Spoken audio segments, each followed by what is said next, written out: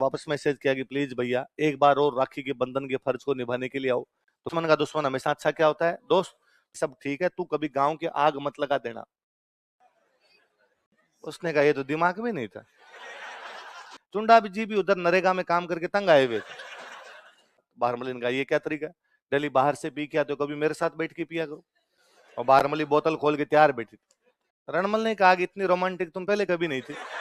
कहते हैं कि जब झीलवड़ा में चाचा मेरा और महपा पवार ने मोकल को मारा था, तब उनकी प्लानिंग ये थी कि कुंभा को भी मारेंगे।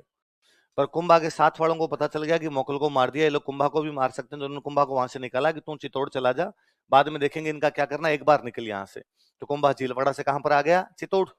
और चित्तौड़ आके उसने अपनी दादी को पूरी बात बताई। दादी कौन है, हंसा भाई कौन है। और उसने बताया भाई दादी जी ऐसे ऐसे पापा को तो मार दिया। किसने, क्योंकि चाचा मेरा और मैं पापा। कहाँ भाग गए, कि मालवा। कहाँ भाग गए, और मेरे को मार देते, पर मैं जैसे तैसे बच के आया हूँ। हंसाबाई को चिंता हुई कि जिन लोगों ने बेटे को मार दिया वो इस बात को प्रूव करेंगे कि वो पोते को भी मार ही सकते हैं, जब वहां कोशिश की तो यहाँ भी मार सकते हैं, और क्या गारंटी है कि पोते को नहीं मारेंगे। और हंसाबाई को लगा कि अब कौन बचाए। उसको वापस एक बार अपना भाई याद आया, रणमल। कौन याद आया, उसने रणमल को एक बार वापस मैसेज किया कि प्लीज भैया एक बार और राखी के बंधन के फर्ज को निभाने के लिए आओ। तो कुंभा का संरक्षक भी किसको बनाया गया, तो रणमल मेवाड़ के 2 राणाओं का संरक्षक बना था। किस किस का, देखो इधर आया। रणमल ने आते पूछा कि हाँ भाई क्या चल रहा है इधर, तो कहा भाई चाचा मेरा और महपा पंवर ने मिलकर किसको मार दिया, किसको मार दिया, मोकल को मार दिया चाचा मेरा और महपा पंवर ने। कहां भाग गए, क्यों, मालवा। उन दिनों मालवा में सुल्तान हुआ करता महमूद खिलजी। कौन था, हम आपके रणमल ने महमूद खिलजी को मैसेज किया कि महमूद खिलजी हमारे 3 बंदे चाचा मेरा और महपा पंवर हमारे राजा को मार के तुम्हारी बाउंड्री में घूम रहे हैं, प्लीज हमें सौंप दिया जाए। महमूद खिलजी के लोग, मैं क्यों सौंपू, मेवाड़ वालों की मालवा वालों की आपस में ज्यादा बनती नहीं थी, और वो मेवाड़ वालों के दुश्मन है। दुश्मन का दुश्मन हमेशा अच्छा क्या होता है दोस्त। तो ठीक है फिर नहीं तो अपने, उनको तो कमजोरी कर रहे हैं लोग। तो उसने फेंकने से वापस भेजने से मना कर दिया। भेजने से मना किया तो बाद में रणमल ने कहा कि भाई इनको तो मैं पकड़ ही लूंगा, कहां तक इधर उधर तू इनको छुपा के रखेगा, पर यदि मैंने इनको पकड़ लिया तो फिर तेरी गिरे है, तेरे को मारूंगा बाद में। महमूद खिलजी का बाद में देखेंगे। फिर रणमल एक दिन चाचा मेरा को पकड़ता है, पकड़ के मार देता है। महपा पंवार आगे की तरफ भाग जाता कहीं पर। तो रणमल ने किस किस को मार दिया था। मारने के बाद रणमल ने हंसाबाई को कहा कि दीदी मैं वापस जाऊं मारवाड़ मेरा संभालू। पर हंसाबाई ने कहा नहीं भाई, पिछली बार तू गया और तेरे जाते मोकल को मार दिया, अब कहीं तू जाए तेरे जाते वापस कोई कुंभा को मार दो। चिंता ही मत करो, कुंभा को मारने वालों को मैंने सटाई दिया कि नहीं थोड़े दिन यहाँ पर और बैठा रहे। तो उसने कहा भाई मेरा भी तो परिवार पीछे है, कुछ लोग तो अभी साथ में आए थे लड़ाई के लिए, कुछ और बैठे। हंसाबाई ने कहा बुला ले सबको, इधर ही बुला ले। तो रणमल ने अपना पूरा परिवार किधर बुला लिया था, मेवाड़। रणमल के कोई 24 तो भाई 28 बेटे थे। तो ये सिंपल सामान्य बात है। उसमें भाई हंसने वाली तो मेरे समझ में नहीं है कभी बात, कि मैं जब ये कहता हूं किसी को भाई उसके 24 बाई 28 बेटे थे, हंसते हो। दादाजी की पीढ़ी के लोगों में एक माँ के 10-10 है, ज्यादा दूर नहीं। दादाजी वाली पीढ़ी में एक माँ के, यहाँ तो राजा ग्राणी है 10 है, 2 के एवरेज से 20 होते हैं। 2-2 टाबर तो होंगे एक माँ के, तो 20 हो रहे हैं। जब रानियां इतनी ज्यादा हुआ करती, एक के 10 एवरेज तो खतरनाक दादाजी वाले टाइम की थी। माँ एक, वो तो मेरे एक दोस्त है वो हंसते रहते हैं, उनके पापा उनको 11 भाई बहन है। तो उन्होंने पूछा कि भाई आप 11 हो, तो उनका 11 तो जीवते हैं, 3-4 मिस कॉल थी भाई, होते ही मर गए थे। तो उनको तो गिना ही नहीं है भाई साहब, 11 तो बैठे हैं तेरी आंखों के सामने। तो अब बच्चे होते ही थे इतने, उसमें तो कोई बड़ी बात ही नहीं। तो रणमल ने अपने भाई बंधुओं को और सबको इधर ही बुला लिया। तो अब रणमल का पूरा परिवार, ये मारवाड़ वाला कौन सा वंश था, राठौड़। कुल मिला के अब मेवाड़ के दरबार में 2 गुट बन गए। ये तो सिसोदियों का गुट, क्यों मेवाड़ वाले खुद क्या थे, सिसोदिये। एक राठौड़ों का गुट। सिसोदियों के गुट का नेता है राघव देव। कौन है, वो जो चुंडा था जो मालवा चला गया था, चुंडा का एक छोटा भाई है, उस भाई का नाम है राघव देव। क्या नाम है, तो सिसोदियों के गुट का नेता तो कौन है, राघव देव। और राठौड़ों के गुट का नेता है रणमल। कौन है, पर चलती ज्यादा किसकी है, रणमल, क्योंकि इनको बचाने वाला कौन था, रणमल। फिर रणमल हंसाबाई का भी भाई है, तो कुंभा की दादी का भी भाई है, तो कुंभा भी सामने बोलता नहीं था। अब इनमें तनातनी रहने लगे। अब वो राठौड़ के हमारी ज्यादा चले, सिसोदिये के हमारी ज्यादा चले। सिसोदियों को लगता था मेवाड़ हमारा है, राठौड़ मांगते क्या है।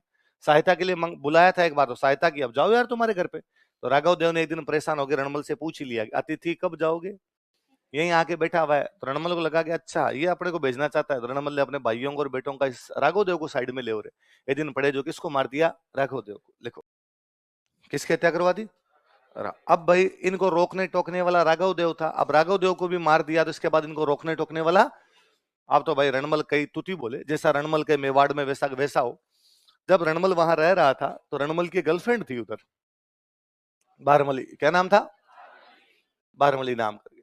और रणमल ने एक दिन कोई बाहर से थोड़े बहुत रणमल जी के दो पेक लगाए हुए थे, और रणमल जी ने आके उस बारमली को कहा कि बारमली एक बात बताऊं और किसी को नहीं बताए तो। बारमली ने कहा, "हाँ, बताओ।" कि मैं अब कुंभा को मारूंगा। किसको मारूंगा? उसने कहा, कुंभा आपकी दीदी का पोता है और आपको इसलिए बुलाया गया कुंभा की रक्षा करो। उसने कहा, चुप, कोई पोता होता नहीं है, राज राज ही होता है। अब कुंभा को मारूंगा, कुंभा को मार के मेवाड़ का राजा बनूंगा। मारवाड़ पहले से मेरे पास है, और किस पे कब्जा करूंगा? मेवाड़। फिर मेवाड़ भी अपना और मारवाड़, मैं बनूंगा राजा, तू बनेगी रानी, ऐस करेगी ऐस। बारमली ने वो बात तो सुनी, पर बारमली को बड़ा बुरा लगा, और बारमली को लगा कि नहीं यार, मैं मेवाड़ क्यों, और मेरे देश पे कोई दूसरा कब्जा कैसे कर सकता है? भले ही अपना प्रेमी हो, भले ही रणमल हो, लेकिन मेरे देश पे कब्जा तो नहीं कर सकता। बारमली अगले दिन गए हंसाबाई के पास, और उसने हंसाबाई को जाके बताया कि पता नहीं आप मेरी बात पे विश्वास करोगे कि नहीं करोगे। नहीं करोगे, क्यों करोगे, आप तो भाई का पक्ष ही लोगे, पर आपका भाई आपके पोते को मार के मेवाड़ पे कब्जा करने वाला है। हंसाबाई ने कहा, नहीं नहीं, ऐसा हो ही नहीं सकता। बारमली ने कहा, ये पूरी प्लानिंग है इस आदमी की। अब हंसाबाई फंस गई। हंसाबाई यदि रणमल को बुला के पूछे कि भाई तुम कुंभा को ऐसा क्यों करना चाहते हो, तो क्या पता रणमल कुंभा को 12 महीने बाद मारता, आज मारे। वो गांव में कोई पागल आदमी था जी, तो वो गांव में बच्चों को पीट दिया करता, कभी महिलाएं पानी लेने जाती उनके मटके गिरा दिया करता, कभी बूढ़े लोगों की लकड़ियां खींच लिया करता। एक दिन गांव वालों ने मीटिंग की, मीटिंग करके, बाकी सब ठीक है, तू कभी गांव के आग मत लगा देना। उसने कहा, ये तो दिमाग में नहीं था, ये वाला आइडिया सही दिया आप लोगों ने। वो राजस्थानी में, पश्चिमी राजस्थान में कहते हैं, काला काला गांव मत बाढ़जे। काला मतलब पागल आदमी, कि प्लीज तू गांव मत जला देना। उसने कहा, भलो चेता, ये ठीक याद दिलाया आप, अब की बार मैं गांव की आग लगाऊंगा। तो रणमल को यदि कहे कि प्लीज कुंभा को मत मारना, तो क्या पता उसके दिमाग में कब मारना है, वो कल ही मारे उसको। अब हंसाबाई को लगा, अब क्या किया जाए। अब रणमल से कौन बचाए? पहले बाकी लोगों से बचाने के लिए तो किसको बुलाया था? रणमल। अब रणमल से कौन बचाए? हंसाबाई को वापस याद आया चुंडा। कौन याद आया? जो हंसाबाई के विश्वास के कारण कहां चला गया था, और हंसाबाई ने कहीं से चुंडा की नई जियो सिम के नंबर कबाड़े, और चुंडा को मैसेज किया कि चुंडा जी, ऐसी भी क्या नाराजगी है, किसके घर में लड़ाइयां नहीं होती, बर्तन पास में होते हैं तो खड़कते ही हैं आपस के अंदर। तो आप नाराज हो गए चले गए, तो लोग मेरे को कहते हैं कि सोतेली माँ थी इसलिए घर से बाहर निकाल दिया, अब वापस आ जाओ, मैं आपकी माँ हूं, माँ की बात का कौन बुरा मानता है। चुंडा जी भी उधर नरेगा में काम करके तंग आए हुए थे, मालवा में तो वैसे ही बैठे थे, और क्या कर रहे थे। चुंडा जी ने हाथों हाथ लिखा कि हाँ भाई बताओ कब आना है, सवेरे वाली गाड़ी से आ जाओ। चुंडा जी आए। चुंडा जी आगे पूछा, भाई क्या क्या बात हुई। पता चला कि आप यहाँ से चले गए, जाने के बाद में जो मोकल था उसको चाचा मेरा और मापा पवार ने मार दिया। हमने रणमल को पहले बुलाया था, तो पहले इसने ठीक काम किया था, इस बार वापस बुलाया, वापस बुला के इसने चाचा मेरा को तो मार दिया, पर इसने राघव देव को भी मार दिया। अब किसको मारना चाहता है? अपने को क्या करना है, ये कुंभा को मारे, इससे पहले इसको मारना है। पर मारे कौन उस डाकी को? वो कोई 7 एक फीट लंबा, 1.5 क्विंटल वजन था उसके अंदर। सामने को 2 4 चला जाए तो वो झिंटे पकड़ पकड़ बिड़ा बिड़ा के मारे, इतना भयंकर आदमी था वो। तो एक बार वापस बारमली को कहा गया कि बारमली तेरे पास जब ये आए तो इसको शराब पिला के एकदम नशे में टुल कर देना, ताकि शराब के नशे में होगा तब मार ले। तो कहा ठीक है। ये रणमल शाम को कोई 2 1 पैक लगा के गए बाहर से, उधर बारमली के पास गए। बारमली का बारमली खाना वाना लगा। बारमली ने कहा, ये क्या तरीका है, डेली बाहर से पी के आते हो, कभी मेरे साथ बैठ के पिया करो। और बारमली बोतल खोल के तैयार बैठी थी। रणमल ने कहा कि इतनी रोमांटिक तुम पहले कभी नहीं थी, तो बोतल खोल। तो एक आधे बोतल में डाकी के क्या नशा होना था जी। तो 2.5 3 बोतलों में उसको नशा हुआ, तो वो चारपाई पे गिर गए। रणमल इतने लंबे थे कि उनके पैर जो थे वो चारपाई से नीचे लटकते थे। अब वो जब गिर गया तो बारमली ने सिसो दिया। चुंडान पास में खड़े थे, इनको कहा कि जाओ मार लो इसको, पर डर लगे कि ये दारू के नशे में भी खड़ा हो गया तो मार देगा। तो धीरे धीरे उसके पास में गए, पास में जाके और उसको बांधा, चारपाई पे पूरा पूरा बांध दिया। फिर एक आदमी चाकू लेके बैठा, छाती पे छाती पे मारे तो मार दिया।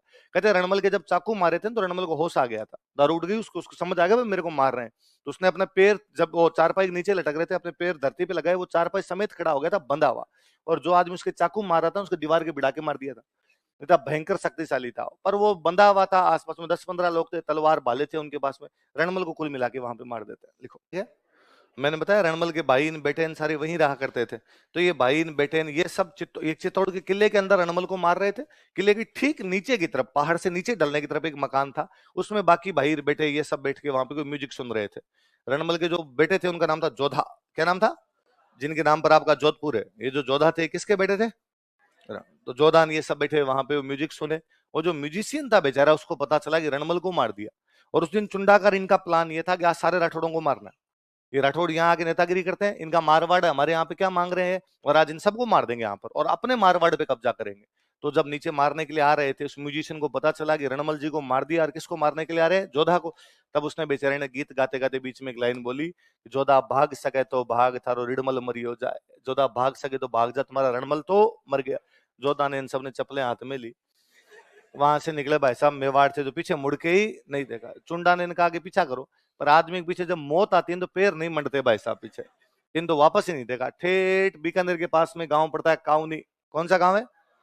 उस काउनी गांव के पास जाके वापस पीछे मुड़ के देखा कि कोई आ तो नहीं रहा। चुंडा ने कई दूर तो पीछा किया, फिर उनको लगा यार भाग गए, अपने को कब्जा कहां करना है? मारवाड़। तो चुंडा ने मारवाड़ गए, उन्होंने मारवाड़ पे क्या कर लिया? कब्जा।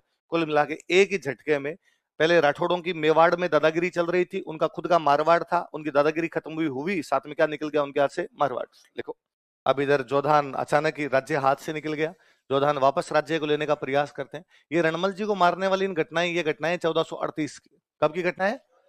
अब जोधा अपनी सेना इकट्ठी करे, सेना इकट्ठी करके मंडोर पर हमला करे। सिसोदिए चुंडा के नेतृत्व में वहां बैठे हुए, मार मुर्ग इनको वापस भगा दे। थोड़े दिनों बाद जोधा वापस आए, वापस हमला करे, लेकिन इनकी पार नहीं पड़ रही। 15 साल हो गए। कितने साल हो गए? अब आ गया 1453। क्या आ गया था? ऐसे किसी एक युद्ध के अंदर जोधा मंडोर पर हमला करने के लिए आते हैं, उस युद्ध को हारते हैं, उस युद्ध में घायल होते हैं, घायल होकर वापस निकल रहे थे। वापस निकल रहे थे तो घायल हुए आदमी को प्यास लगती है, तो ज्यादा प्यास लगी, फिर मारवाड़ में गर्मी पड़े तो वैसे प्यास लग जाए। तो उनको लगा है यार अपने युद्ध में मरे कि नहीं मरे, घायल होने से मरे कि नहीं मरे, प्यासे पक्के मर जाएंगे। पर मारवाड़ का देश दूर दूर तक ना बंदा ना बंदे दी जात, पानी कहां पियो आप। तो फिर दूर किसी एक किसान के खेत में एक झोंपड़ी दिखाई दी, तो उनको लगा यार जहां पे कोई घर बना हुआ है वहां पे मिनख भी होगा, और नहीं होगा तो कम से कम पानी तो मिल ही जाएगा। तो जोधा अपने घोड़े को उधर लेके जाते हैं, पर कहते हैं वहां तक पहुंचते मोदे जोधा घोड़े पे घायल होकर गिर जाते हैं। घोड़ा ही बेचारा समझदार था जो वहां झोंपड़ी के आगे जाके रुक गया।